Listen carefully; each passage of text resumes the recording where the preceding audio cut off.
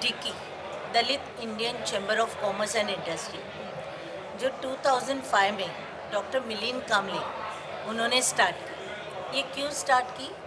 तो उन्होंने देखा कि बाबा साहेब अम्बेडकर का जो एक सपना था कि सभी लोगों को एक अच्छे तरीके से रहना है, आगे बढ़ना है, पैसा और बढ़ाना है और बिजनेस में आना है। तो लोगों को बाबा साहेब अम्बेडकर जी का जो सपना, जो इकोनॉमिक से जुड़ता है, वो पता था, लेकिन उतना उस पर कोई चल नहीं रहा था। तो मिस्टर मिलिंद कामले सर ने कहा कि नहीं, मुझे मेरे लोगों को एजुकेशन के साथ अब लेके जाना है बिजनेस की तरफ। तो उन्होंने डिकीज की स्थापना की 14 अप्रैल 2005 में, और तभी से डिकी स्टार्ट हुई। आज डिकी के पूरे इंडिया में, भारत में मेरे ख्याल से 28 से ज़्यादा, 28 से ज़्यादा चैम्बर्स है। हर एक स्टेट में चैम्बर है, और आठ आठ चैम्बर्स इंटरनेशनल है। अभी लास्ट मंथ में, जुलाई में, हमारे यूएसए के 2 चैम्बर स्टार्ट हुए। एक ह्यूस्टन में है और एक डलहास में है। हमारा चैम्बर जापान में है, हमारा चैम्बर यूके में है। तो जितने बड़े कंट्रीज़ हैं उनके साथ है। और सिर्फ चैम्बर नाम के लिए नहीं है, हमारे लोगों को वहाँ से बिजनेस आता है, और वो बिजनेस वहाँ के गवर्नमेंट के साथ टाई अप करके इंडियन लोगों को हम लेके आके देते हैं। तो आज डिकी की एक वैल्यू है, जैसे आप लोग जानते हैं कि 4 चैम्बर इंडिया में सब नाम करे हैं। उसमें एक सीआईआई है, एक एसोचैम है, एक फिक्की है, और एक चौथा जो है वो डिकी है। ये पहले तीनों चैम्बर 100 साल पुराने हैं। डिक्की तो सिर्फ 17 साल की है, लेकिन इन 17 साल में डिक्की ने इतना काम करके रखा है कि इन 3 चैम्बर के साथ गवर्नमेंट हर एक चीज़ के लिए डिसीजन लेते वक्त डिक्की को बुलाती है। और मुझे बताते वक्त बहुत खुशी होती है कि आज डिक्की में 4 पद्मश्री है, 6 डॉक्टरेट्स हैं, और 8 से भी ज़्यादा लोग डिक्की के जो एंटरप्रेन्योर्स हैं वो गवर्नमेंट के आईएम्स के ऊपर चेयरमैन करके बैठे हैं। खुद हमारे फाउंडर चेयरमैन मिलिंद कामले आईएम जम्मू पे चेयरमैन है। तो डिक्की बहुत बड़ी चीज़ है।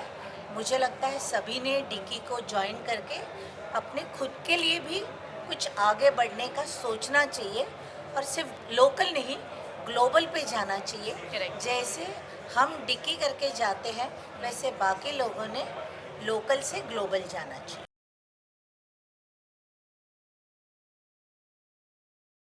ये आपने बहुत अच्छा क्वेश्चन पूछा है कि बहुत से लोग कहते हैं कि हमें मेंबर बनना है, लेकिन यहाँ मेंबर बनना उतना इजी नहीं है कि कोई भी आया, मेंबरशिप भर दी और हम मेंबर बन गए, वैसे नहीं। यहाँ इनविटेशन होता है, नंबर 1। यहाँ आप बिजनेस में होना ज़रूरी है, नंबर 2, और आप दलित होना ज़रूरी है। अगर आपके पास दलित का सर्टिफिकेट है, आप बिजनेस में हैं, आप नौकरी कर रहे हो, तो आप नहीं हो सकते। आपके पास एमएसएमई का सर्टिफिकेट है, एनएसआईसी का सर्टिफिकेट है, और आप रियल बिजनेस करते हो, तो ही आप हमारे मेंबर बन सकते हो। हमारी मेंबरशिप फी बहुत कम है, 5,000 रुपये हम लेते हैं। लेकिन यहाँ पे मेंबर बनने के लिए सबसे इम्पॉर्टेंट चीज़ है कि मुझे डिक्की से क्या मिलता है, उससे अच्छा मैं डिक्की को या मेरे समाज को क्या दे सकता हूँ या दे सकती हूँ, उस भावना से लोग हैं। हमारे पास जिसका बिज़नेस 50 लाख का है वो बंदा भी है, और जिसका बिज़नेस 500 करोड़ का है वो बंदा भी है। लोग यहाँ आते हैं उस सोशल वर्क के साथ बिजनेस करना, ये इम्पॉर्टेंट है। मैं सिर्फ आऊँगी और मैं कहूँगी कि चलो मैं सोशल वर्क करती हूँ, तो नहीं है। आप बिजनेस में होना ज़रूरी है, और आपका बिजनेस हर वक्त बढ़ते रहना ज़रूरी है। और गवर्नमेंट के साथ जब भी हम कुछ निगोशिएशन करते हैं, कुछ पॉलिसी बनाते हैं, हमने बहुत सारी पॉलिसीज़ बनाई हैं, वो मैं आगे चल के आपको बताऊंगी कौन सी पॉलिसीज़ है और मेंबर्स को क्या फ़ायदा हो रहा है उस पॉलिसी का। तो वो तो बताऊंगी, लेकिन मेंबर बनने के लिए आप में वो चीज़ होनी चाहिए, अंदर से आना चाहिए कि मुझे समाज के लिए ये करना है, क्योंकि समाज पैसा नहीं चाहता, समाज को, अपने लोगों को कैसे उनका स्तर ऊपर लेके जाना है वो है।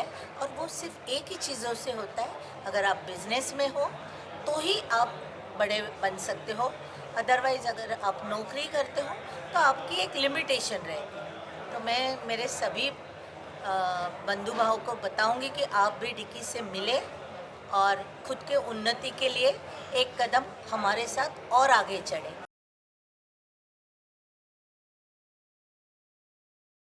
हमारा मेन कॉरपोरेट ऑफिस जो है वो दिल्ली में है, तो उनके पास भी ये होता है पैनल, हमारे खुद मिलिंद कांबले सर जो चेयरपर्सन है वो बैठ के देखते हैं, नारा सर करके हैं, डांगी सर करके, ये सभी देखते हैं। Okay. अगर महाराष्ट्र में देखना है तो महाराष्ट्र के साथ और 5 जगह है, 5 स्टेट है जहाँ पे वेस्टर्न रीजन के संतोष कांबले सर है, वो देखते हैं। अगर लेडीज़ के बारे में, वुमेन एंटरप्रेन्योर्स के बारे में है तो हमारी मेंटोर है सीमा मैम करके, सीमा कांबले जी, वो देखती हैं। अगर हमारा यूथ फोरम है तो यूथ के लिए मैत्रेयी कांबले जो है वो देखती है। तो बहुत सारे इनोवेटिव्स वगैरह जो आइडियाज़ है गवर्नमेंट के साथ जब हम करते हैं तो हर एक जगह पे अलग अलग लोग हैं और वो आगे बढ़ के काम करते हैं।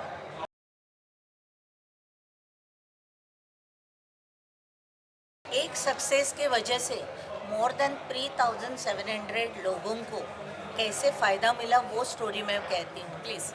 अगर आप देखते हैं, आप मुंबई में बैठे हैं तो यहाँ पे सभी ऑयल एंड गैस कंपनी के ऑफिसेस है। यस। जैसे भारत पेट्रोलियम है, हिंदुस्तान पेट्रोलियम है, इंडियन ऑयल ऑल है, इंडिया कॉर्पोरेशन है। yes. लेकिन और उनके इसमें SC/ST के लिए रिजर्वेशन भी है।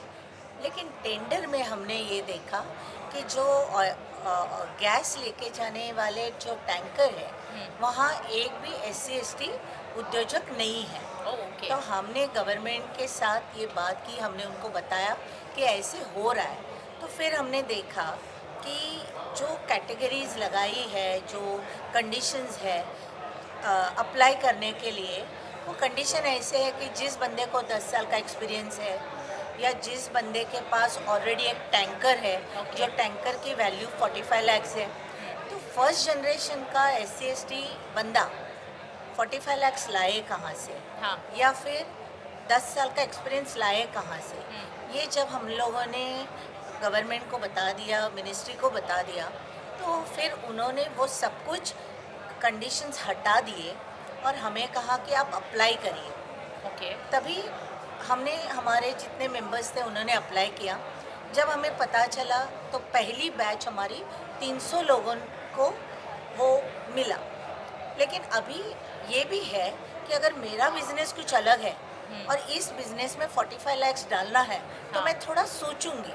तो तुरंत हम लोगों ने स्टेट बैंक ऑफ इंडिया और बैंक ऑफ बड़ौदा के साथ टाई अप किया। उन्होंने हमें गवर्नमेंट के इसमें से लोन दिया। ओके। उसी वक्त हम लोगों ने टाटा जो है उनके टाटा लेलैंड्स के साथ बात किए। उन्होंने 45 लाख का जो टैंकर है वो 40 लाख में दिया उन्होंने। So good. लेकिन कहा कि 300 के 300 इकट्ठा आपको लेने हैं। तो हमने कहा ठीक है, लेते हैं। तो पहले तो हमारे बंदों का वो एक फ़ायदा हुआ।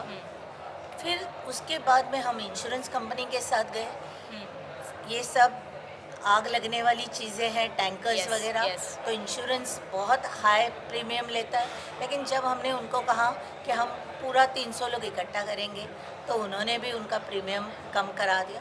इस तरीके से हर एक ने हमें मदद की। आज हमारे पास मोर देन 3700 लोगों के पास टैंकर है Very जो good. अच्छी तरह चल रहे हैं, जो गैस ट्रांसपोर्ट करते हैं। गवर्नमेंट ने हमें अच्छी तरह ये सुविधा दी। तो सिर्फ गवर्नमेंट ने एक डिसीजन लिया और इतने सारे लोगों को उसका फ़ायदा हुआ।